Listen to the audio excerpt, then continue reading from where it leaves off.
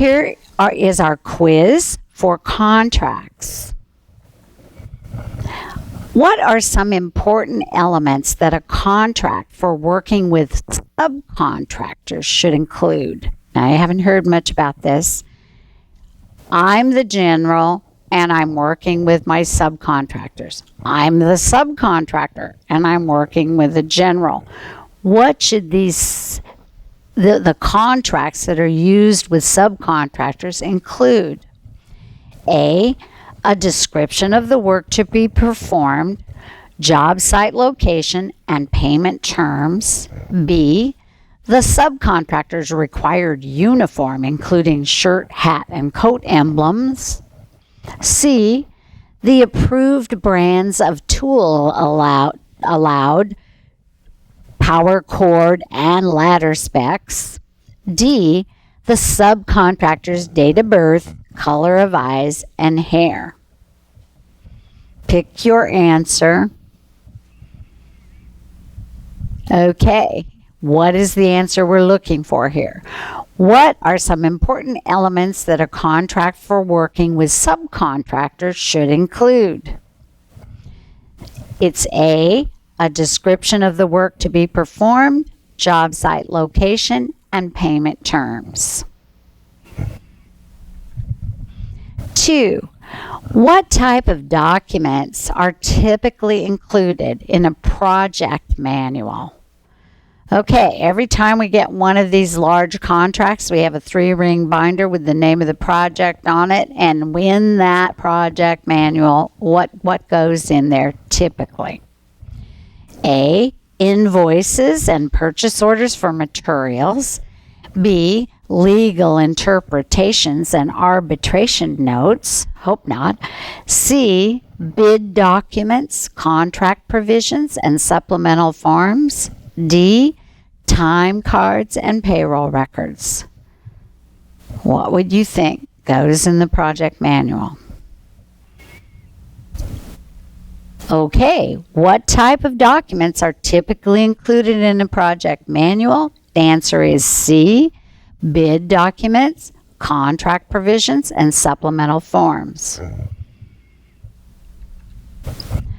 Number 3, what are the advantages of a signed contract? A signed contract never includes a precise price. B, a signed contract allows both parties to ignore their obligations. C, a signed contract defines the terms for payment. D, a signed contract cannot be challenged. Pick your answer in your head. What are the advantages of a signed contract?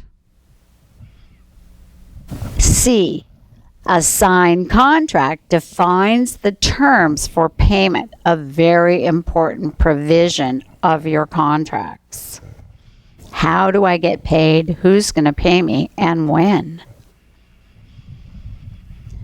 Number 4, why is clarity of language important when drafting a contract? A, there are necessary provisions that must be included. B, using technical terminology will help you prevail in a contract dispute. C, an attorney can offer advice. D, if you use plain language, legal interpretation is more likely to support your contractual intent. Okay, you know your answer? Number 4, why is clarity of language important when drafting a contract?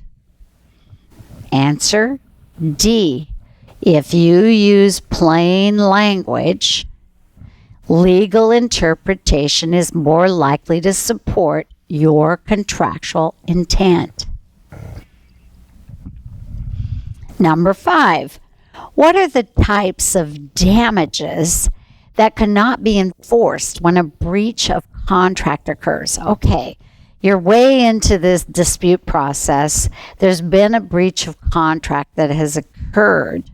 And then when you get to court, everybody's asking for damages, which is like payments. What types of damages cannot be enforced? A, liquidated, consequential, and special damages. B, measured, mitigating, and contained damages. C, damages that are not foreseeable or are based on speculation. D, benefit, bargain, and differential damages. Just go ahead, pick one. Okay, what are the types of damages that cannot be enforced when a breach of contract occurs? And what we want here is C, damages that are not foreseeable or are based on speculation. They're not easily enforceable. 6, what should be included in a change order? A detailed drawing and cost breakdown of the change.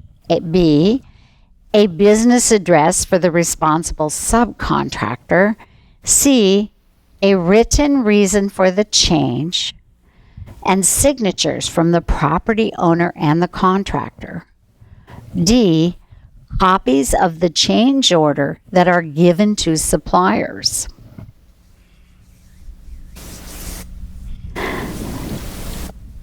Okay, 6. What should be included in a change order?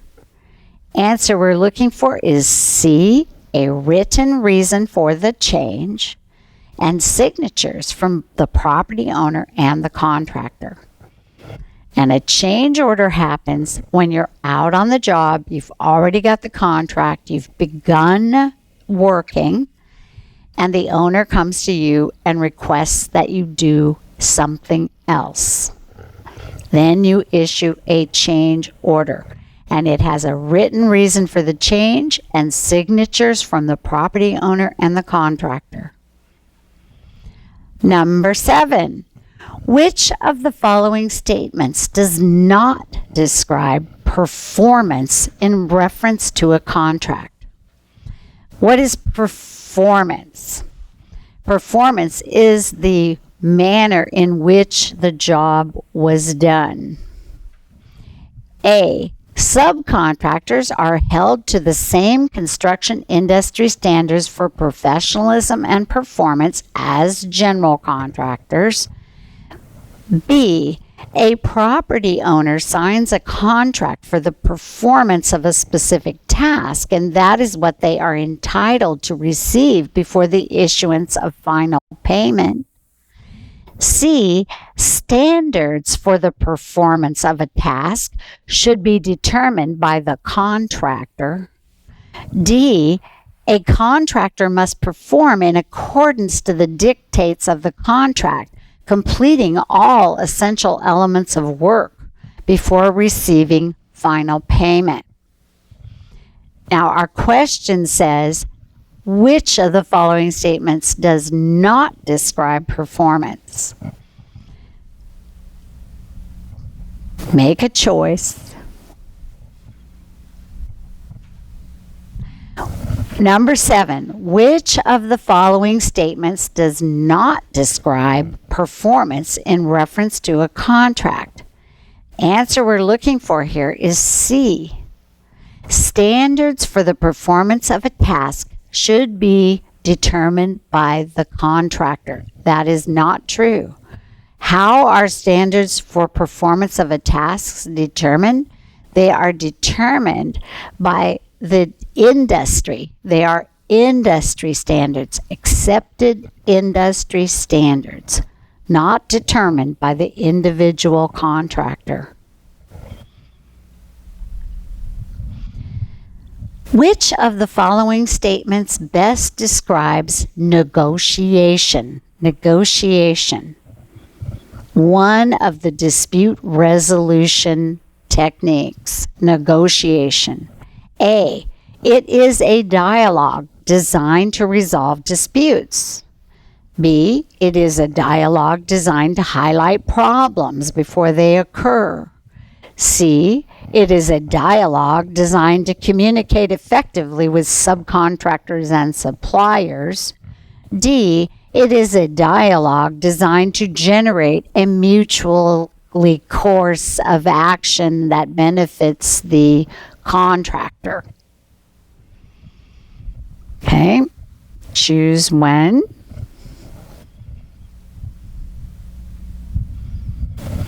Eight, which of the following statements best describes negotiation? C, it is a, no, I'm sorry. A, it is a dialogue designed to resolve disputes. It is your first line of defense. Your customer has an issue, you make an appointment, you sit down, and you negotiate to resolve the conflict. Number 9, what are some issues that affect the legal interpretation of a contract? Legal interpretation meaning the judge has your contract in front of him and he is looking at it to give it a legal interpretation. What are some issues that affect the legal interpretation of a contract? A, the judge that is assigned to review a dispute. B, technical jargon and missing contract provisions. C, the contractor's attempts to clarify the contract. D, a mistrial.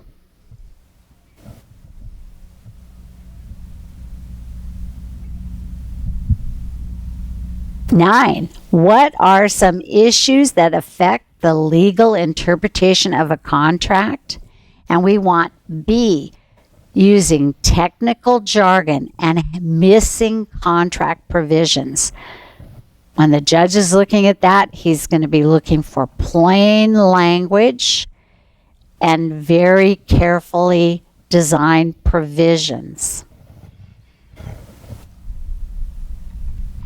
Number 10, which of the following would not represent a material breach of contract? The word material in this sentence means substantial breach, substantial break of the contract. Which of the following would not represent a material breach of contract? A, finishing a job before the scheduled completion date. B, failing to install a specified heat pump. C, failing to complete the contract on time.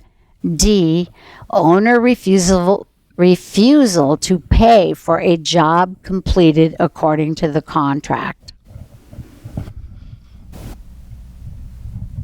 Choose one answer. Okay, number 10. Which of the following would not represent a material breach of contract? Answer is A, finishing a job before the scheduled completion date. Not a break in the contract, not a breach.